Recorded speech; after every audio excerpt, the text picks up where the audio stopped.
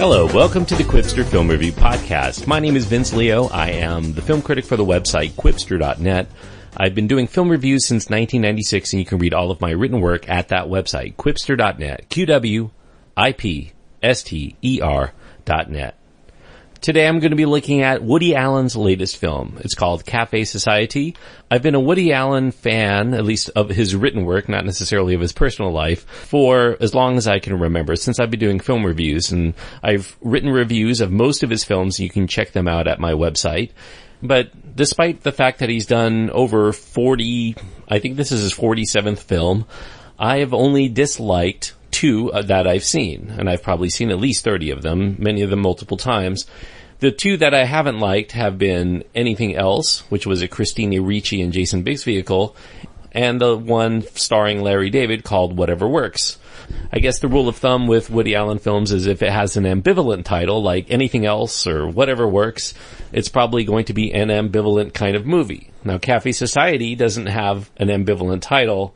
However, not to spoil the rest of my review, I will rank it as on the lower end of Woody Allen films that I enjoy. So, as far as the genre goes, it's a comedy, drama. It also has a lot of romance in it. I would probably call it a romantic comedy at its core, even though it deviates from that on a number of occasions. It's a PG-13 rated film. It does have some violence, generally done for a comedic effect. There's a drug reference, there's some suggestive material, and there's smoking. It runs an hour and 36 minutes. The main stars are Jesse Eisenberg, Kristen Stewart, and Steve Carell. Supporting roles go to Jeannie Berlin, Corey Stoll, Blake Lively, Parker Posey, and Woody Allen actually narrates the film. He also is the writer and director, as he is for most of his movies. This one's set in Los Angeles. It's kind of a rare thing for Woody Allen to actually have a film set mostly in Los Angeles. The cast is featuring mostly Jewish characters who are either from or currently living in his old stomping grounds of New York. His Cafe Society as a film has a different look and a different vibe than we've seen from Allen, the prolific veteran auteur. He's working with a different cinematographer, Vittorio Storaro, who is a very well-regarded, well-esteemed cinematographer. He's done such films as Apocalypse Now and a whole host of other films that you'll know and love. This is the first movie that they've done together, and it definitely resulted in a different look. I mean, if you just check out the trailer, you'll immediately see that this doesn't look like any other movie that Woody Allen's ever done. And I think one of the more striking things that you'll see in that trailer is that this one is shot in digital, and this is his first film ever done in the digital format, and it looks it. So at its core, this is another case of Woody Allen exploring themes that he's been dealing with since he first began as a filmmaker nearly 5 decades ago, especially those themes of infidelity, which is definitely a staple of his films. He also has a successful older married man having an inability to resist a younger woman of lesser age and station. It definitely is a trope that he's gone to time and again, and not only in his film life, but apparently in his personal life as well. This one's set in the 1930s. Jesse Eisenberg is the main star. He plays a man named Bobby Dorfman. He's a Bronxite and an aspiring writer, or screenwriter, I guess in this case. He calls upon his distant Uncle Phil, played by Steve Carell, to hook him up with a job as he relocates to Southern California, working in his top-flight talent agency in Hollywood. Shortly after Bobby relocates, Phil sends his assistant, the decidedly glamour-averse Vonnie, played by Kristen Stewart, to show his young nephew around the town. And the two, Vonnie and Bobby, soon hit it off as friends. However, friendship turns to feelings for Bobby, but Vonnie says she's seeing somebody else, and they can't really go any further than friendship. Bobby doesn't know, though, that Vonnie's beau is in fact his Uncle Phil, who's also married of 25 years, actually. However, when it looks like Phil can't quite pull the trigger and leave his wife for Vonnie once and for all, that gives Bobby his in. He gets his chance at burgeoning love with Vonnie, and then things get far more complicated when all of these players begin putting the pieces of the love triangle's thorny entanglements together in their minds. The main issue I have with Cafe Society is that it features characters who continuously profess feelings of affection and love for one another, and yet very little of what we see these actors do in this film makes us feel like they're truly invested in each other emotionally, even when Woody Allen's clearly going for moments of strong, passionate affect, and that's a word that's used on a number of occasions in this film, passion. A good part of this is because the characters are either too sketchily written, or that what we know of them doesn't exactly endear us toward rooting them on to happiness. It's not easy to root for people who are leaving their partners who have done no wrong in order to be with people that they barely really know, or they shouldn't have been with in the first place. Also, none of these on-screen pairings seem to work from a chemistry standpoint. You know, there's Eisenberg and Stewart, and we know that they do have chemistry together. This is the third film that they've done together. They have a natural comedic repartee that draws us to them, and yet from a romantic repartee standpoint, it doesn't really translate here, at least in this movie. Eisenberg, as the star, he rings in his own trademark facial tics. He has that nebbish personality, those quirky body mannerisms. So he's able to deliver Woody Allen's dialogue without seeming so much like he's doing a Woody Allen impression. And that does help for the purpose of this movie, because so many times we've seen Woody Allen not star in a film, and yet we have somebody like Will Ferrell or somebody else just completely doing an imitation of Woody. Kristen Stewart is usually appealing in movies, at least of late, but she also has a very contemporary look, a contemporary feel. There's something about her that doesn't ring true, like being a woman who is living in her 20s during the 1930s.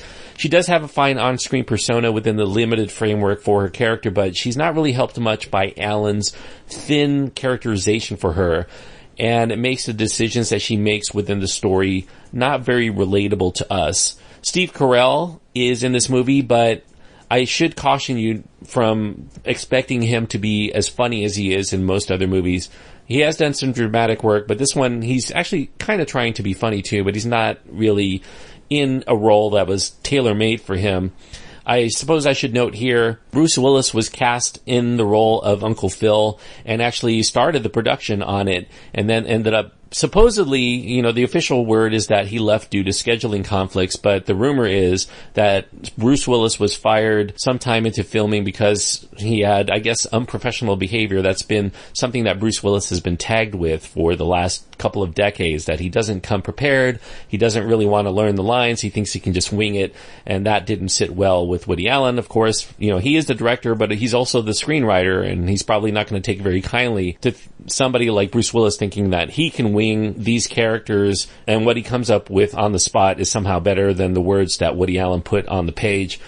Now, Woody Allen doesn't appear in the cast of actors. As I mentioned, he does narrate. However, he's very ambivalent as the narrator. It feels like an afterthought, and he is delivering his narration in a curiously lifeless manner, as if he had done it at the last moment while he was sitting trying to edit this movie together, wondering how to tie all of his story threads in and make it a complete package. He does pad out this very slight idea for a story by piling on a lot of side stories that involve such things as Bobby's gangster brother named Ben, played by Corey Stoll, his roughhousing and some of his deeds and his misdeeds.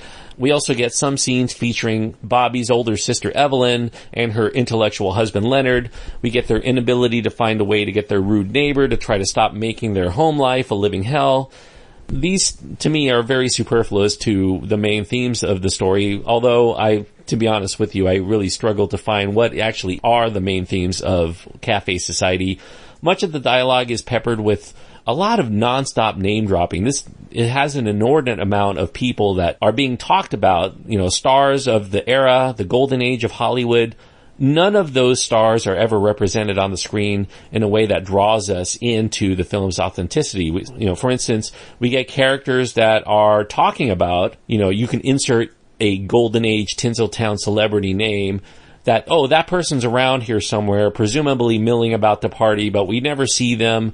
We basically just feel like, we're actually in Hollywood, hobnobbing, rubbing elbows with Hollywood types, but we never get that authentic feel of, here's that big star, or here's that big star. We just get kind of these side characters. One thing that's also interesting that I thought about is that, the rest of the country is actually in the throes of the Great Depression during the time in which this is set, So by following these characters who really don't have any big troubles, they basically just are anguished because the person that they're trying to date is seeing somebody else, or they're just trying to be successful, and people are talking about the furs that they wear and the cars that they drive, and maybe that's intentional in terms of showing the shallowness of the people that live in Hollywood, at least in this era, probably still now.